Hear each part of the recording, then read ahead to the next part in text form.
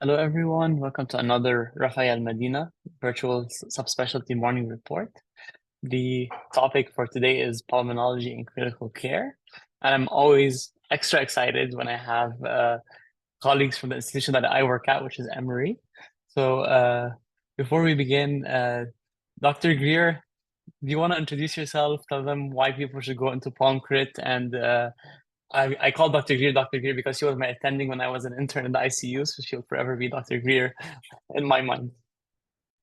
You're still in my phone with your last name as Grady McHugh intern, I realized today. Maybe I'll change that the first time you consult me this year. I'm Meredith. I'm one of the pulmonary critical care and sleep medicine attendings at Emory. I am from Texas and I did my internal medicine residency at UT Southwestern in Parkland and Dallas. And then I came here for all my fellowships.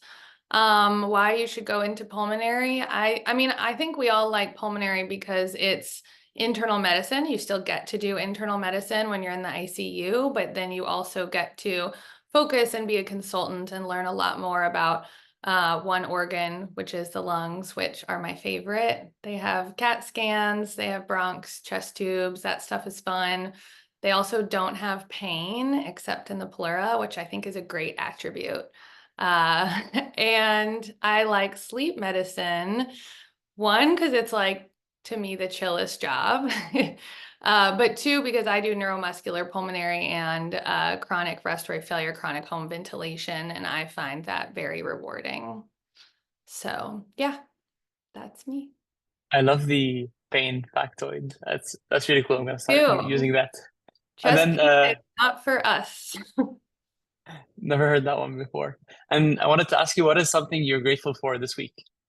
Ooh, something I'm grateful for. I got my emails down to 25 today, and I'm really proud of myself. That's the first time under 50, I think, all summer. That's definitely a win. And and then Dr. Hedrick Luke is one of the pulmonary critical care fellows here at Emory. I know he won a teaching award recently, so congratulations. You want to tell us about yourself as well, about your journey and why people should follow your path?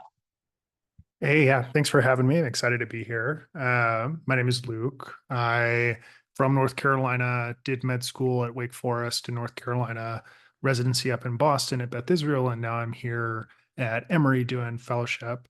Um, I think what I like about home crit is kind of similar to what Dr. Greer was just saying about how you still do get to be kind of a generalist in both those fields. I think to not just repeat what she said, I think one of the things I really enjoy too in both is a lot of what we're doing is getting down to like the underlying physiology. Unfortunately, in pulmonary and critical care, there's not like these amazing, enormous trials the way like cardiology or oncology have for a lot of things where they enroll like the population of Europe into one study. And so a lot of it is kind of detective work and applying physiology and trying to think through what the person in front of you has or what their body is doing, which I really enjoy and find rewarding. That's amazing. I love how some people really love the algorithmic approach and they say, "Oh, I love the data," while you're saying like, "Oh, you love thinking about it and having a style." So I love that. And what is something you're grateful for this week? Oh, sure. I am on a like academic rotation right now, and so I'm getting to work from home. My wife works from home too a lot of the week, so been seeing a lot more of her than I have when I was like in the ICU all last month. So that's always nice. That's awesome. One of the good things about COVID, one of the few good things. Uh, and lastly, Dr. John Black is a hospitalist calling in from California. Would love to know more about you. Right. Hey. I'm an academic hospitalist. I moved to Pittsburgh for med school and I've been here over a decade now, but I'm about to make the next step of my journey moving from Pittsburgh to sunny Southern California with a bit more sunshine. So I'm this week, my main focus has been packing up and moving and getting ready and throwing things away. I guess that's something I'm grateful for is all the extra space in my house. Been doing some Murray condoing and finding donating things that no longer give me joy. Although I think she gave up on all of that, but I'll continue on the original spirit. Love to see it. Well, good luck on the move. Uh, if you all are ready, we can start and we can go with the aliquots. Okay. All right, so I'm gonna get started. I'll watch out for who's doing the scribing. Anonymous squirrel. All right, so Patricia is helping with the scribing. Right. So chief complaint is cough and shortness of breath. I'll try to go at a space so the scribing keeps up. Now, a 50-year-old woman. She is coming in, the chief concern of a productive cough and shortness of breath on exertion. The journey starting about 4 months prior to presentation. Cough's, productive of sputum. It's non-bloody. It's non-purulent, and she's had intermittent subjective fevers and chills along the way. So the shortness of breath with exertion has been gradually progressing over this 4-month period of time, where she normally didn't have any limitations on her activities of daily life. And now she's getting winded just with walking from the bed to her bathroom. She's getting noticeably short of breath just with pretty minimal exertion. She has some chest pain just when she coughs, but otherwise no. There's not having any hemoptysis, no drenching night sweats.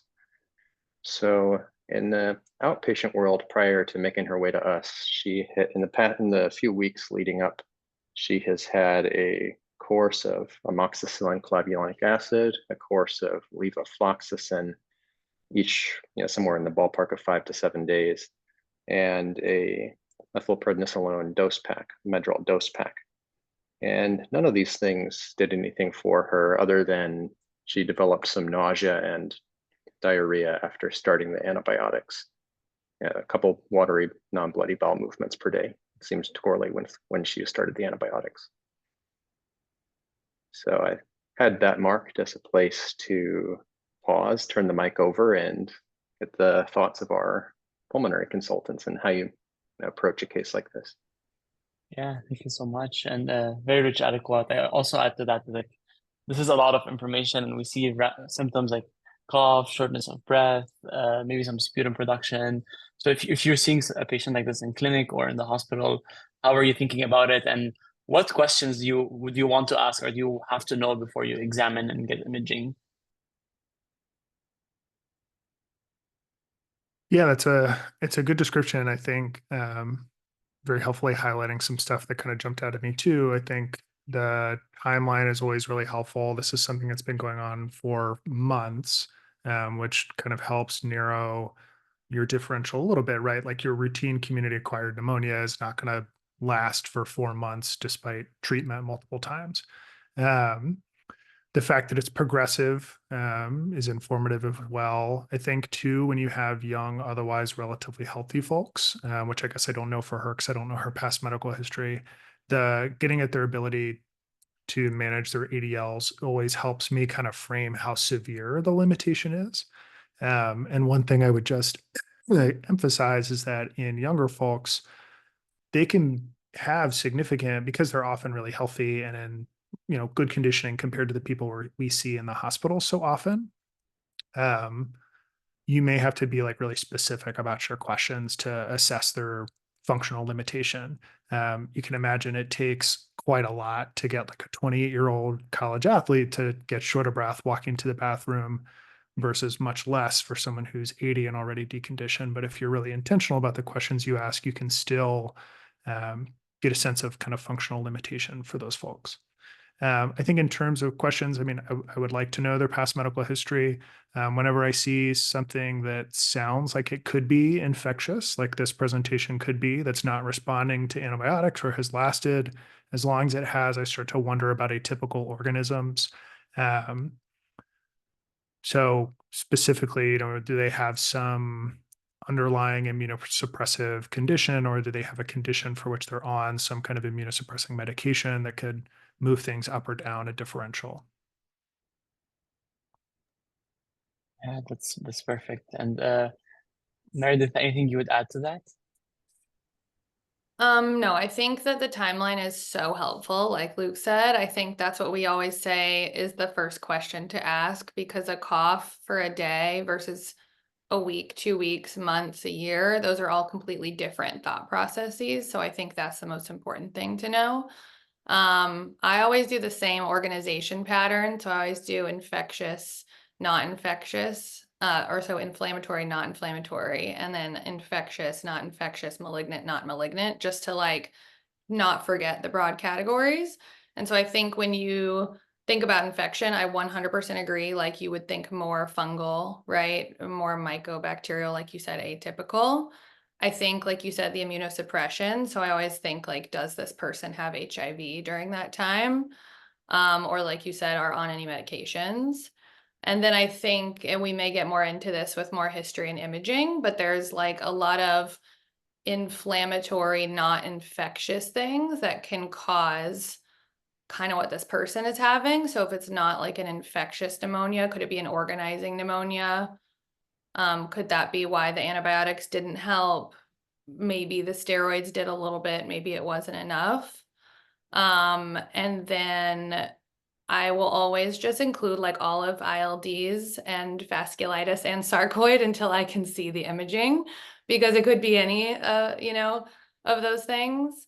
And then I think, did we talk about social history? I can wait, but I don't know, Luke, if you had any other thoughts, if things you would think about more in social and occupational and exposure history that might add some things to your differential as well.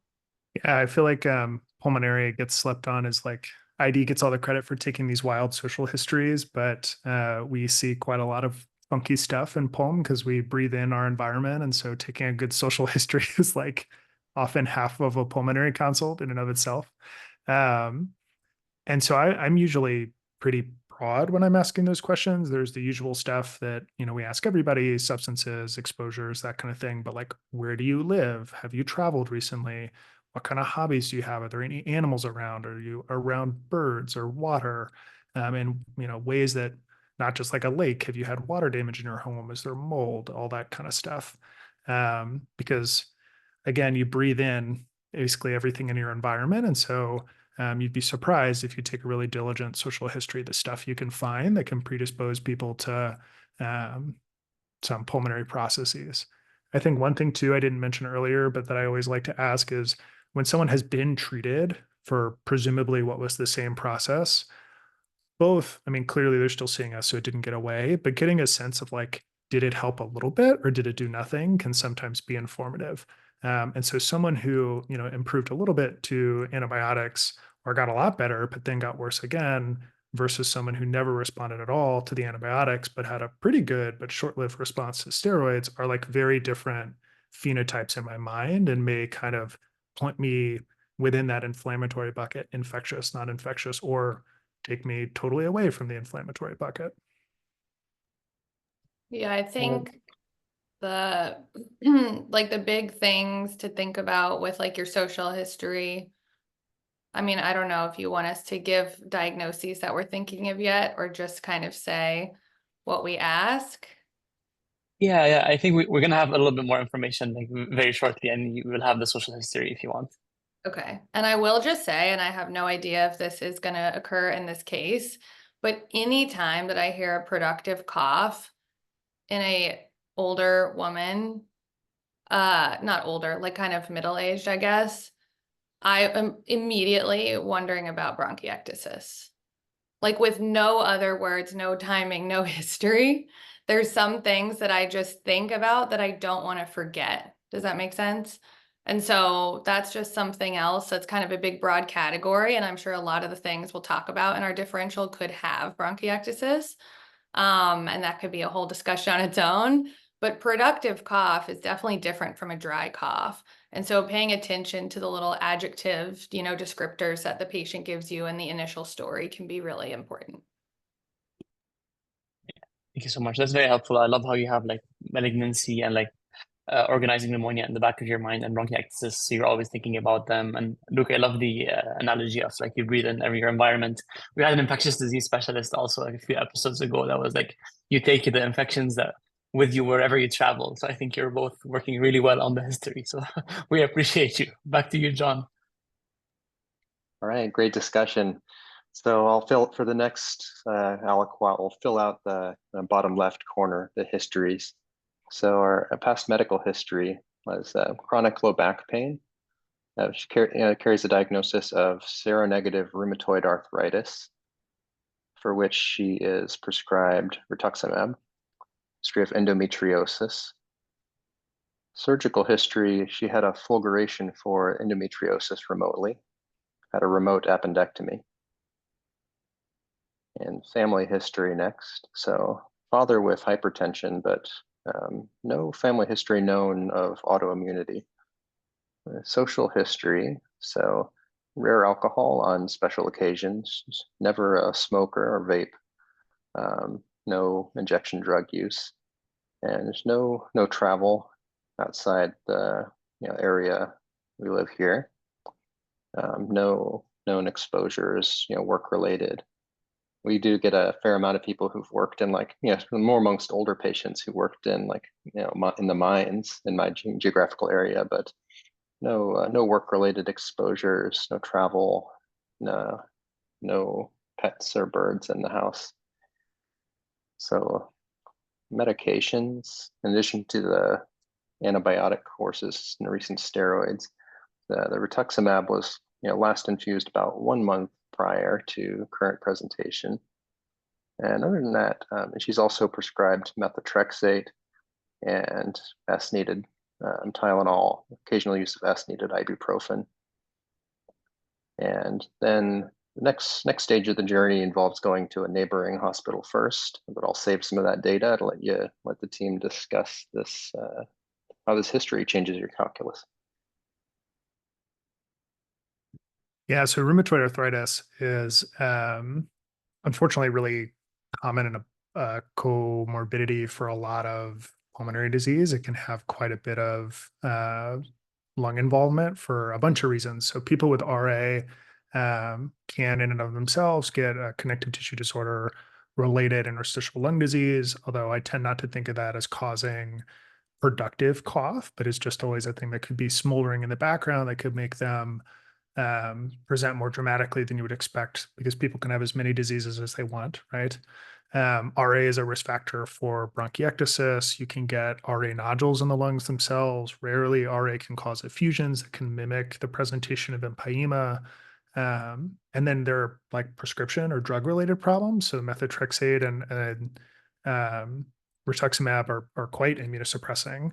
And so certainly could be at risk for a number of kind of atypical organisms that can present kind of subacutely the way that this person has. And then on top of that too, though probably a lot less common than I think it used to be described, but methotrexate can cause a drug pneumonitis in and of itself. And so the RA, I think, kind of sets off some alarm bells in my mind that this may be something a little more interesting or nuanced. Yeah, I think the RA, just like having HIV or being post-transplant in this case, it doesn't always change the game because a lot of people might have RA. But if you're on rituximab, I am inclined to believe that you had physical exam findings that got you on that strong of a medication.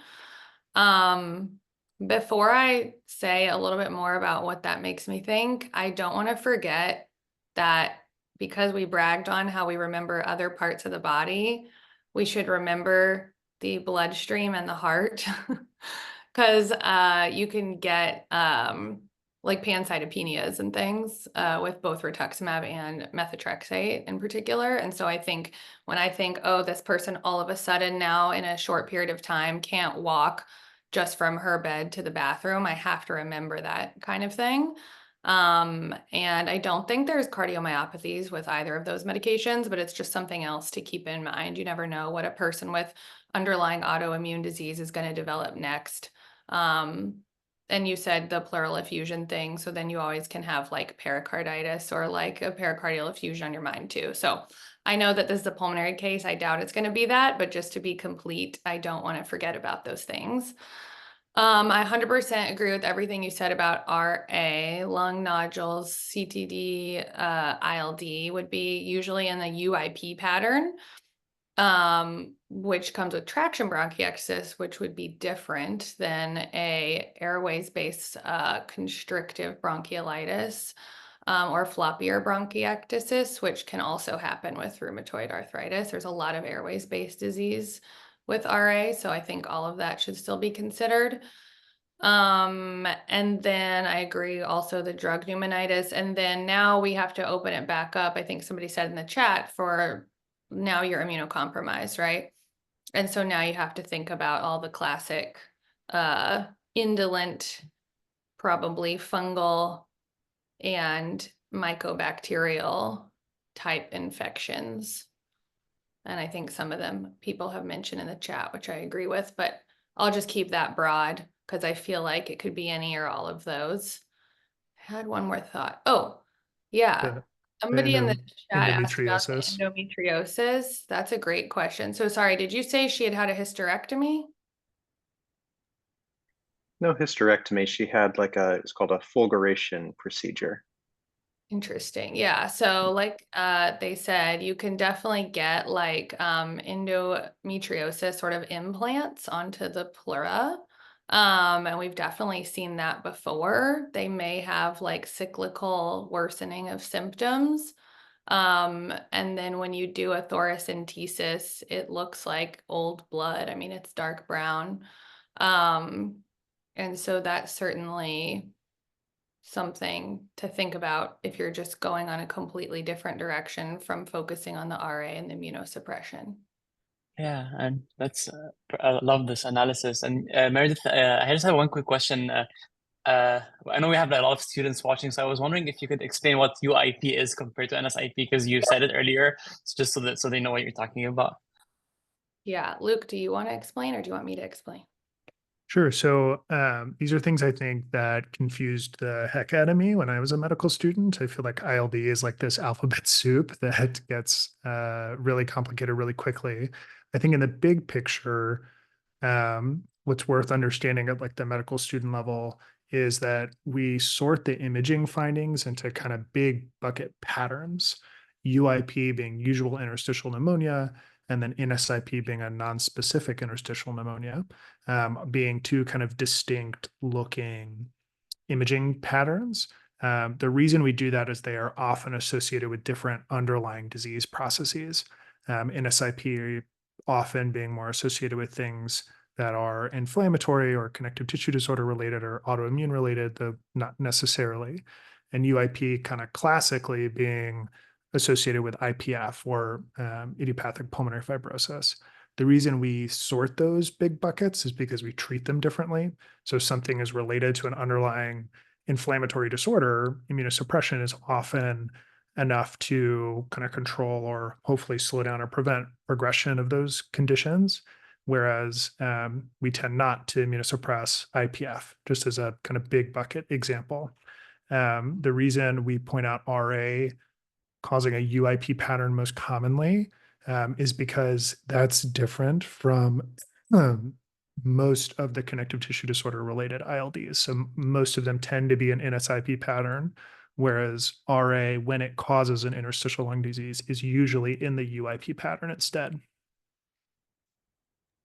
Yeah, and just to be like super clear, these abbreviations we're using are for radiographic and histologic findings and are not a disease. They are a pattern that helps us identify a disease, just like maculopapular rash. Thank you both so much. I wish I had like heard this when I was a medical student, because I feel like I didn't understand it for such a long time until like the end of my residency. It's like, oh, now I understand it. So thank you so much. Back to you, John. Cool, thanks. Yeah, a lot of great pearls and nicely broken down for the discussion there. So next step, the patient arrives at neighboring hospital, and start off with vital signs. So febrile, temperature of 103.1 Fahrenheit or 39.5 Celsius, heart rate of 99, blood pressure 139/85, saturating 97% on 5 liters nasal cannula. So looking kind of generally ill appearing, BMI of 40, HENT, oropharynx is clear, mucous membranes are moist.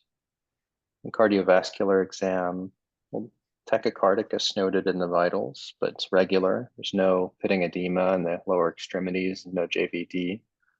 On the pulmonary exams, what I'll say is a mildly increased work of breathing, respiratory rate in the, I didn't say above, is in the mid-20s, and kind of scattered rales diffusely. And MSK exam, there's no warm inflamed joints, no obvious synovitis, there's no rashes. Neuro exams, alert and oriented ×4, no focal deficits. So I had that as another pause point, but let me know if you want to discuss the exam or if you want me to continue going with some lab data. I don't know that I have a ton to say, but just that's like a fair amount of oxygen for like a pretty healthy 50-year-old lady. Like I know the SpO2 is good, but a new 5-liter O2 requirement is like pretty impressive. And overall, this sounds like someone who is pretty sick. And so, yeah, that's all. I don't know that I have like really artistic or nuanced thoughts beyond that, other than I'm kind of impressed. And so this is someone that I would worry about. I would like to point out the helpfulness of the negatives. I think a lot of times we ask, what's the pertinent positives, but this is amazing negatives, right? So nobody's telling me there's ulcerations in their mouth, there's no rash, there's no edema. That is making me feel like a systemic vasculitis at least would be much lower. I still wouldn't rule it out, but it's not giving me any obvious things in that direction, which I do find helpful. The neuro exam, I don't know how extensive it was, but if there's no weakness, then again, that's helping you think, okay, maybe it's not like a connective tissue disease overlap with a myositis syndrome. It's something we always think about when we hear crackles and see high oxygen requirements. And then when we had talked about, we can't forget about the heart, but I think that the heart exam and the no edema, no JVD is like very reassuring. So I do think all of that helps. And then of course, since I'm a sleep doctor, I just want to know with her BMI of 40, are we sure she does not have a CPAP at home that she's filling up with not distilled water? I just have to ask. What would you think if it's not distilled water, or what would happen? Just like Luke said earlier, because whatever you breathe in, so a lot of times we see hypersensitivity pneumonitis or fungal infections from people not using distilled water in their CPAP. So it's always on my mind. Especially in someone who is as immunosuppressed as this woman is. Yeah. I love that teaching point, and I love your extensive exam and how you pick up the clues all over. So back to you, John. Thanks.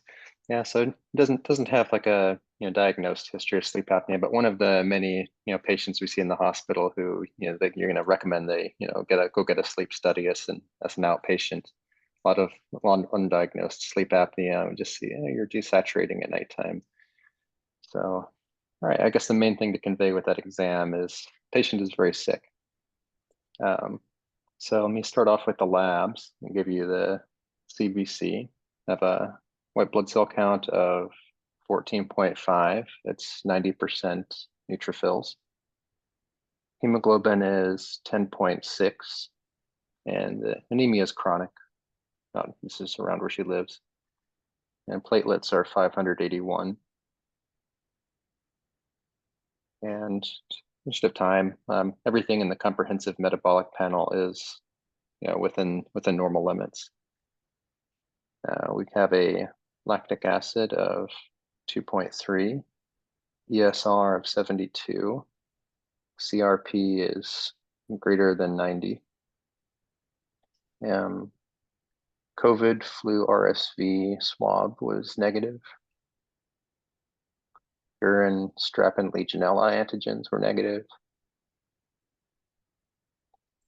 Sputum culture obtained was normal respiratory flora plus moderate Candida albicans.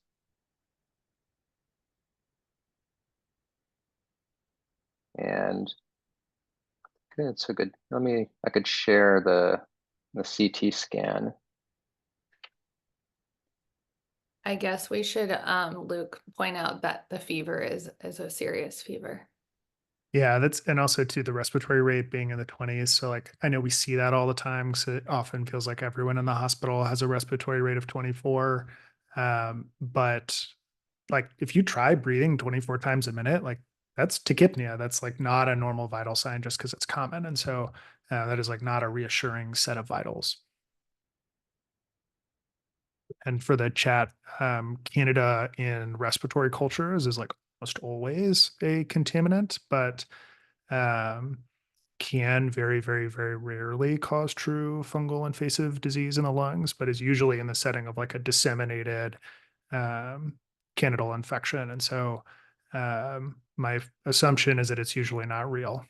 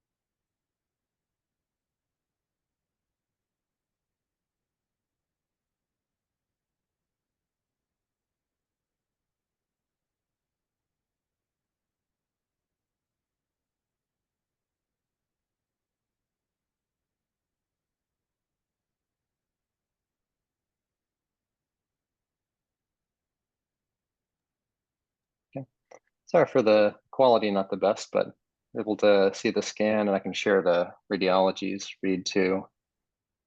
We can interpret it first. Do you have mediastinal windows or just lung windows? Yeah, I just have this one video. I'm sorry, don't have access to the chart anymore. That's fine. I just want to check. Luke, do you want to say what you saw?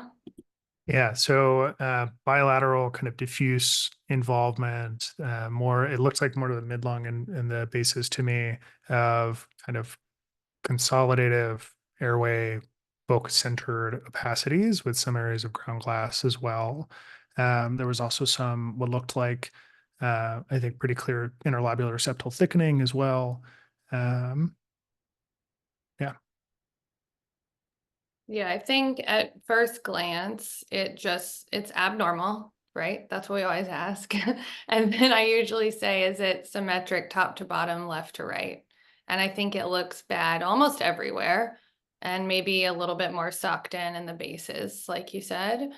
I made a face at one point when I was a little bit worried. We passed some peripheral, I don't know, nodular ground glass opacities, versus compared to the rest, which was just more kind of a diffuse ground glass with some areas of consolidation. I guess for the students, the way I think about ground glass is that it is like when your shower gets foggy but you could kind of like wipe it off and see through, versus a consolidation is wall, like a drywall, where no matter how hard you tried to wipe it off, you couldn't see through it. It's solid. And the reason is because ground glass is made from either all those alveoli being like partially full or just partial amount of the alveoli in that area filling, versus consolidation is all the alveoli fill all the way. And that's why it appears solid. So a lot of times ground glass will morph into consolidation and then back the other direction with treatment. So it's kind of on a continuous spectrum. The 5 causes of ground glass, do you do that, Luke? I don't know that I have like a specific number. It's just a really non-specific finding in my mind. Yeah, so I usually just do like water for fluid, which would go with your interlobular thickening, pus for infection, which would go with her fever, right? Blood, if there's any alveolar hemorrhage, and like we said, we don't know if it's vasculitis-y, but I don't know, you have a fever, you have some CRPs, but it's really feeling more infectious-y the way she's looking, but we'll see. Cells is just for either malignant cells or inflammatory cells. And then protein is the last one, and that is really specific for pulmonary alveolar proteinosis, but it has this really specific ground glass pattern called crazy paving, where it looks like a light ground glass across all of the lobules, and then they're all outlined with interlobular thickening, which doesn't exactly look like this. I think that like with the immunosuppression and ground glass and the high oxygen requirement, you have to worry about pneumocystis. Doesn't always have cysts. Wouldn't have responded to the regular outpatient antibiotics. And I think that with those maybe nodular circular areas in the periphery, you really have to worry about fungal infections. And then I guess with someone who's this immunocompromised, you would have to worry about like endocarditis or a bloodstream infection now that's like, maybe it started as her original pneumonia, but now it's spreading and that's why she's gotten worse. Although I didn't see any like super peripheral septic emboli looking cavitary lesions. So I think that would be lower. But all that kind of stuff. And then I'm never going to say no to organizing pneumonia. That's so easy because organizing pneumonia will be everywhere on any type of lung damage because it's just a natural repair state of the lung. So I think I would still leave that if we didn't find an infection, right, Luke? Like you would have to still be an inflammatory response to either the rheumatoid arthritis or the medication itself. For sure. This is very much giving an inflammatory process. And shout out to the no eosinophils. But it doesn't mean there's not eosinophils in the lung if it were an acute eosinophilic pneumonia. No, and my question too about that is like, when did they get their Medrol dose pack that they took as an outpatient? Because those are, it's very quick to reduce your peripheral eosinophilia. Glucocorticoids are, and so for all I know, that's because she just took or just finished a Medrol dose pack, and if we had checked her diff, a week ago before starting that, she would have had a rip-roaring eosinophilia. We don't know. Agree. I wanted to ask you if you were seeing this patient as a consultant, what next would you want, or what would you want the team to order?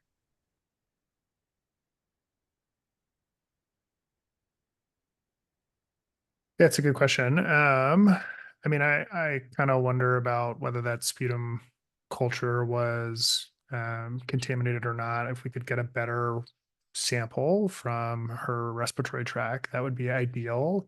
But if we think it was a pretty good sample, I would start kicking around the idea of bronching this person and sending a BAL, assuming they were well enough to kind of tolerate that. We've talked about how this could be, we think it's inflammatory, but not everything that's inflammatory is infectious. And so we know that she has some autoimmune serologies. Well, excuse me, that were seronegative. So we know she has an autoimmune disorder, but it sounds like her serologies have been negative in the past. Would be thinking about whether sending some of those would be useful as well.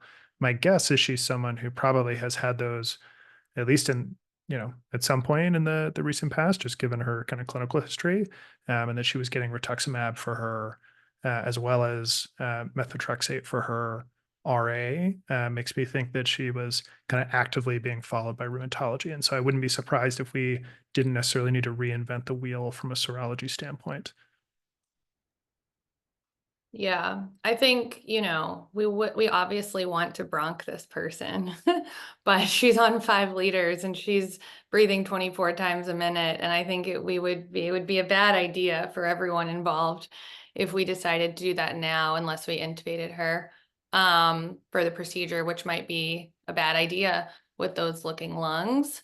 I think all of the non-invasive, like good ID workup stuff, like fungal serologies and kind of everything we have mentioned from an ID perspective, but non-invasively is kind of the way to go, like histourine and aspergillus and all that kind of stuff, PCP, PCR, DFA, depending on where you are. We work at Grady, so 100% of the time you will be getting an AFB. And like we said, it might not be for TB, but it could have been some sort of atypical pattern, although it usually doesn't cause consolidations like that. And then I think, yeah, if she's had recent serologies and she's already on Rituxan, it'd be weird to pop something new, but I am almost always inclined, I don't know if she has a CPK or if it matters, to send a myositis panel. There's a separate myositis panel that is different from just the routine like ANA and what we call an ENA or extractable nuclear antigen pattern. And you have to look for the myositis panels specifically. And there are clinically amyopathic myositis related interstitial lung diseases. And some of them can present as a so-called double pneumonia, which can look just like this. And it's an organizing pneumonia on biopsy before it later turns into an NSIP like we talked about earlier.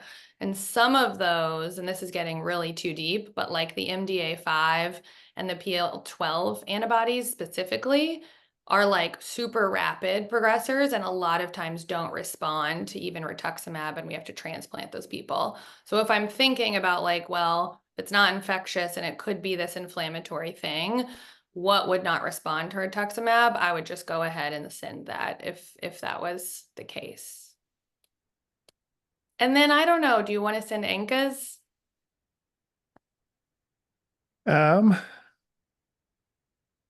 It certainly could look like this. I mean, seems inflamed. She's febrile. She's got a CRP that's through the roof. She's got impressive pulmonary imaging. We've not heard of any like hemoptysis. And I guess I'm waiting with bated breath for her chemistries because maybe she's got a bad AKI and this will all come together very neatly. But I think it certainly wouldn't be crazy to send that either. Yeah, unfortunately, we're not stewards in pulmonary critical care. And so a lot of times we just send the whole thing because you never know what you're going to pick up.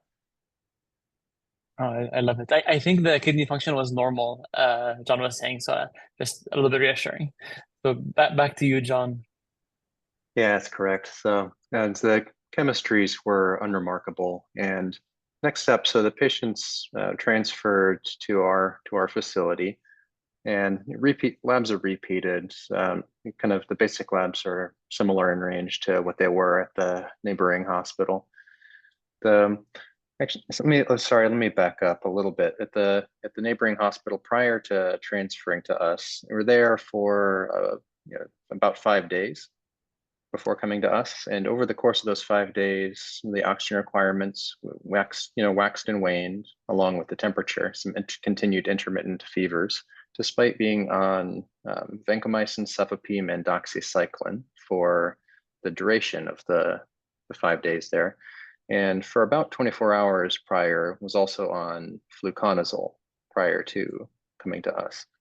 So on arrival to us, was admitted to kind of a medical step down unit, and was on was kind of, I think, came in as like an overnight admission, was on vancomycin and pip/tazo, and the fluconazole was continued, and kind of again had another worsening that's been kind of waxing and waning in the clinical course, another increase in oxygen requirements and fever.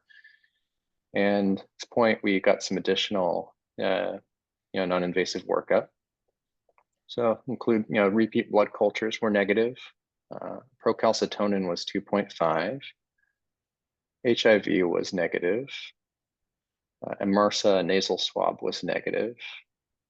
Complete, like a more comprehensive respiratory viral panel was negative. Urine histo antigen was negative. Serum CRAG was negative. Fungitel, the beta-D-glucan test was negative in serum, and the serum Aspergillus galactomannan was negative. We also did get so very rich aliquot of information, but got some connective tissue disease related testing too. So ANA, double-stranded DNA, rheumatoid factor, CCP, SSA, SSB, and the P and C ANCAs were negative, but it was actually the lab resulted in atypical P ANCA was positive at 1 to 640. So P ANCA negative, but a positive atypical P ANCA. Immunoglobulin levels were checked, and they were low across the board. And that's a kind of the stopping point I have there. Oh yeah, we got a repeat respiratory culture as well, which again grew Candida. And John, sorry, what was the official read on the CT scan as well? Yeah, Lisa, and just the only other thing I think, in addition to what they said, was just they commented on the small bilateral pleural effusions, but it was just kind of redis, quote, multifocal pneumonia, and nothing else of substance to add to our consultant's read.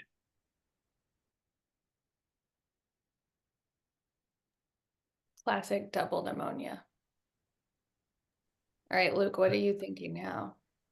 I mean, this sounds less and less like an infectious process. So, I mean, I think we've kind of sent almost all the non-invasive stuff we can send. They've been covered relatively broadly, with the exception of antifungals. I think they were kind of briefly on fluconazole, but for bacterial etiologies, they've been covered really broadly for some period of time with really no significant change. And then while this patient is sick, I think if they truly had that CT scan from a bacterial pneumonia, they should be much, much sicker if they were not getting treated for 4 months, prior to presentation. Like, this doesn't really sound like a bacterial process to me. And so I am wondering more and more whether this is some fungal thing that for some reason we have not been able to capture non-invasively, which feels less likely, though possible, or whether this is a kind of inflammatory, non-infectious process. And we don't have a PCP result yet, right? That's pending. Because I mean, that's kind of the main, right? One left over there. And then maybe like a mycobacterial situation, which again, I don't think it looks exactly like. The atypical P ANCA is interesting. P ANCAs can be seen with GBM, so like good pastures disease, but we said that the kidneys were normal, so I think that makes it less likely. They can also be seen with IBD and cystic fibrosis. I'm just going to read from my own book chapter that I wrote. They can also be seen with all connective tissue disorders, including rheumatoid arthritis, autoimmune hepatitis, Berger's disease, which is IgA nephropathy, preeclampsia, chronic graft versus host disease, subacute bacterial endocarditis, malaria, and leprosy. So there's a lot of things that can cause an atypical P ANCA. That basically just means that it's a positive anti-neutrophil cytoplasmic antibody, and that it's basically going around the periphery, but it's not the classic like proteinase 3 or myeloperoxidase. So it's not the myeloperoxidase. It's just one of the other neutrophil enzymes that are the part of the process of netosis, if you remember that from MS1. So anything that causes damage to the lung that then attracts neutrophils to come and do their netosis, which is like their Spider-Man thing of how they protect you, is going to leave these enzymes, and then you can get a development of an atypical P ANCA toward that. So I don't know if that is neither here nor there in this case, but it could really happen with any of the things that we've talked about. Has this person gotten steroids yet? I feel like this person is a steroid deficiency. Yeah. Unless it's Mucor, let us not kill her. Yeah. So no additional steroids yet, since there was the Medrol dose pack, which was within within a week or so from the original presentation, so pretty recent. The steroids in that form, and she hadn't had any meaningful change in her symptoms from that. I think if I talked with my ID and radiology colleagues and I could feel confident that this was not a Mucor situation, I would give steroids no matter if I thought there was PCP, because wouldn't we give steroids for PCP with hypoxemia anyway? and then I would maybe see what happened. That way I could bronch her, because we would get her down on her oxygen, hopefully. I see. It sounds like tissue is the issue. What happened, John, in the case? Okay. Yeah, so we're here, just other like little pieces of data I forgot to that would go well in the last aliquot. It was like a urinalysis was also, normal, was bland without blood or protein, and we had an echocardiogram that was, normal heart function, no vegetations as well. So in the continued spirit of the, kind of the waxing and waning, the oxygen requirements, improved a little bit to the point where they were able to do a bronchoscopy safely. Just the next step here. So the bronch will, this will reveal our kind of the working diagnosis. And before I give this the last aliquot of information, I'll kind of just hedge this that way. It's a working diagnosis. At the time, it wasn't really 100% certain. So got a bronchoscopy. The cell counts like 82% neutrophils. Wasn't there's no eosinophils. A culture from the BAL sample grew Candida albicans for a third time. A PJP PCR was negative. CMV PCR was negative. And Aspergillus galactomannan from the BAL was positive with a AG of 1.56, with the kind of typical upper limit normal being either 0.5 or 1, depending on which lab you're in. So there was like kind of a tension point where what do we do with this atypical P ANCA, and is there any what's the likelihood of this being like a rheumatoid arthritis associated ILD? But some things that was, that like with it being seronegative, just that in and of itself makes it a little bit less likely to be to have the pulmonary manifestations. And we consulted rheumatology with this atypical P ANCA as well. And like without really a signature in other organs, there's nothing in the skin, nothing in the kidneys, wasn't felt to be the kind of noise as opposed to signal. And so that was one of the biggest tension, was like, it's kind of back and forth, actually kind of some disagreement between different consultants, like, should we start steroids or should we not at this point? But the patient kind of stabilized, so there was less urgency to pull the trigger on steroids so we could get our infectious workup completed. So with the Aspergillus from galactomannan from the BAL being 1.56, we kind of treat this like a working diagnosis of invasive aspergillosis. Started voriconazole, and clinically improved very well. Oxygen was weaned down to 2 liters, discharged to a skilled nursing facility where she completed a 6-week course of treatment. And a CT scan at the end of the 6 weeks was much improved, actually near complete resolution of the airspace disease. The organizing pneumonia theory was also one of the big major differentials our team was considering as well. So it's like was this rheumatoid arthritis, or something organizing pneumonia, but I think the working diagnosis supported by the improvement with the voriconazole. Wow, John, what an amazing case. Luke, Meredith, I wanted to see if you had any reflections and like what teaching points would you want the listeners to take away from the case? I think this was a great case. I think this highlights, I think there's a couple kind of big picture things to take away from this. So I think we talked earlier about, someone not responding to antibiotics in the outpatient setting or in the inpatient setting, and how even outside of just the bucket of infection, and when people don't respond the way you expect them to your interventions, that should be kind of trigger a diagnostic timeout of like, am I treating what I actually think I'm treating? Do I have the right drug? Do I have the right bug? Is it being delivered in the wrong way? Is there a source control problem? Or is this not an infection? And that, is often described in the infectious kind of milieu, but is, I think, true generally speaking. If people don't behave clinically the way you expect them to, you should kind of take a step back and make sure you're treating what you think you're treating. And so we had the benefit of hindsight, of knowing that she had gotten multiple courses of what are appropriate antibiotics for community-acquired pneumonia and had not responded.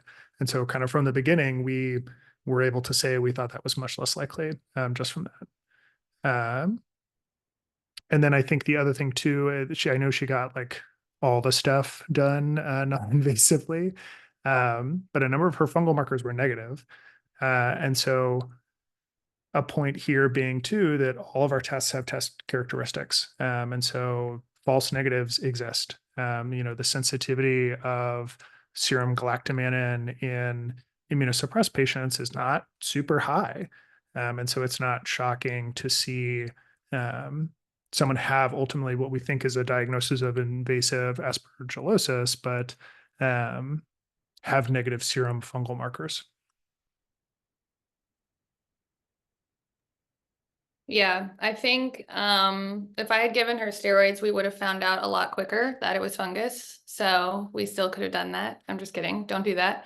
That's why you have your ID friends on to hold the pulmonologist at bay while we're finalizing all of our cultures. I put in the chat that right lower lobe thing that I kept saying in the beginning. I was like, there was a circle and there was haziness around it. Like that was definitely a halo sign nodule. And I think that my gut reaction was making a face about it. You got to go with those feelings, because that's for invasive, angioinvasive aspergillosis. That's what the sign is, and there are signs like that in radiology for a reason, for pattern recognition, so that radiologists don't miss stuff. I think it also is just helpful to think about the importance of a bronch. I think for us to reflect, I think a lot of times if we have imaging and everybody's done all the workup that's non-invasive and it doesn't really reveal anything, we have a real tendency to just get together collectively as a group and blame some generic inflammation and try to give steroids to make it all better. But I think that there's a lot of experiences I've had where I find one or more things on bronchoscopy. Like even if your BAL culture from that didn't yield something, you might go in there and see that there's like black or white patchiness all over the airways from fungal disease, right? And so I think that if you can get your patient stable enough, like you said, Yusuf, tissue is the issue. Looking in and getting a sample is going to always be the best way to get the correct diagnosis. Thank you both so much. John, did you have any reflections caring for this patient? Yeah, I mean, it was like I think it was a case that had everyone a bit uncomfortable with the, uncertainty. There's just a little bit of, disagreements between the consultant about what the next step to take is. And then you can, have to, step in as like the generalist or the hospitalist and kind of try your best to explain to the family. So that was one of the, memorable, component parts of this case was, managing some of that. Some of the things I learned about after taking care of the patient was just kind of that invasive aspergillosis can be very tricky to diagnose, and there's a lot of cases where it's like probable diagnosis, not definitive, and that the culture, like the fungal culture, I kept coming back as Candida, which as our discussant said was attributed as colonization, but the culture sensitivity even on BAL is not wonderful for. It's a lot better than on a regular sputum, but the culture sensitivity for aspergillus is not great.